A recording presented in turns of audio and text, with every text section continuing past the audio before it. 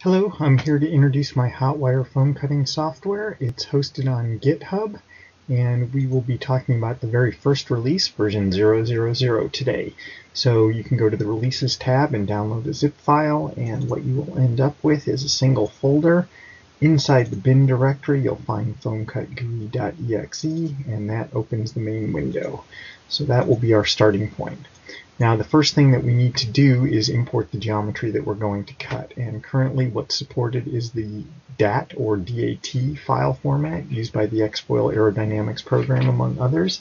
Here's an example of that file. It's a text file that has a string in the first line with the name, and then the X and Y coordinates on each line after that for each point of the airfoil. So it's just a simple text file with those two columns of numbers. The name is actually optional, but I suggest using one because it shows up in the labels in the foam cutter here. So we'll go ahead now and import some actual geometry. Now, if you're using files that are from X-Foil, we can do a bunch of extra stuff to make sure that they come out the way you want. If it's a generic file that you entered yourself, you pretty much just get the coordinates as is. So we'll be using airfoil files today, and I'm going to turn on the leading edge cooling loop, which I'll explain when I can show it to you. So the first file we're going to use is the AG45C. These are airfoils designed for the Super G hand launch glider. And we're going to use a chord of 6 inches for that. Quick note about the units. I'm using inches, but actually you can use whatever units you want as long as every place you type in something with a length, you always use the same units. Time is always in seconds. That comes into play when we talk about how fast the foam cutter is moving. So for now, everything's going to be in inches, and the chord is 6 inches. The root, and for the tip, we will use a 4-inch chord, and then the angle of attack is in degrees. We'll put in -2, a little bit of washout.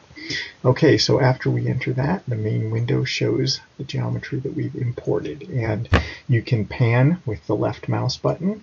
You can zoom with the scroll wheel. And as you see, when you resize the window, the aspect ratio is preserved. The X and Y axes are always in relation to one another. So let's start by clearing these out and just looking at the ones we care about initially. Okay, so the base parts are the ones that we imported, and they have the chord and angle of attack that we specified.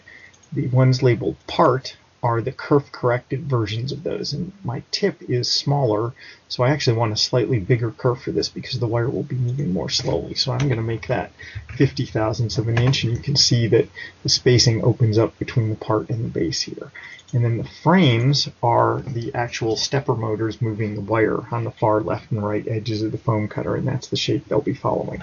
So the position of the foam block with respect to those frames is set by the Z coordinate. So what we see here is that the root is 1 inch in and the tip is 25 inches. So that means we have a 24-inch long block of foam that's sitting 1 inch away from the left edge.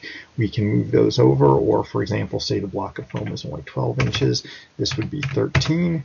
And you can see that that changes the right frame because now that wire, the wire is a straight line, and in order to connect the points to get this at the root and this at the tip, we end up with this funny shape all the way at the right edge. Now the other thing that we're going to want to do is we don't want to start right at the trailing edge. We want a little bit of a lead in here, so we'll just put in a 1/2 inch for that. Now once we have this set up, to make sure that we're going to be cutting things the right way, we can use this slider. This simulates the wire position over time. So as you can see, the wire is going to start here, and as we go forward, each of the 4 dots is where it intersects the different parts. Imagine a 3-dimensional wire stretched between them. And one of the key things that we want to check, first of all, is that we're doing the top surface first. Also that we hit the leading edge of both airfoils at exactly the same time. And then we go around this cooling loop in the right direction and finish on the bottom surface. So the cooling loop here moves the wire away from the leading edge briefly so that it doesn't overheat the foam here and you get an extra large kerf. Okay, so that all looks good. I think we're ready to cut. Now, we're not connected to an actual foam cutter at this point, so for this demonstration we'll be using the simulator. We start the simulator up, we can expand that window a little bit. Now you'll notice that this has limit switches built in, and if we look, our wire is actually going to go down on the right side. So if we don't want to run into those limit switches, we need to move the wire up from the 0, 0 position where it is now. And we can do that by using the manual move dialog. So we're going to start by going up an inch and over an inch, and you can see that showing up right here.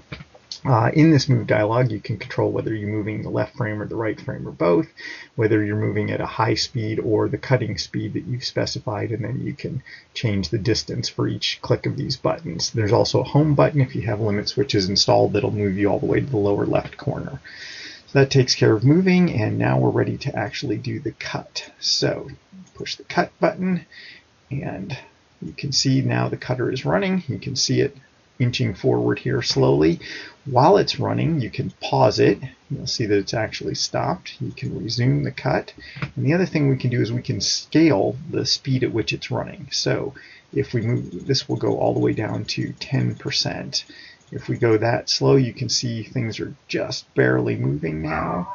And then we can ratchet this all the way up to double what we specified for the cut speed in the main dialog. And that's what we're going to do for this demo, because we don't want to watch this move for too long. And also you can see the cut speed I have here is 0.15 inches per second, which is actually quite fast. In real foam, you'd never really go that fast.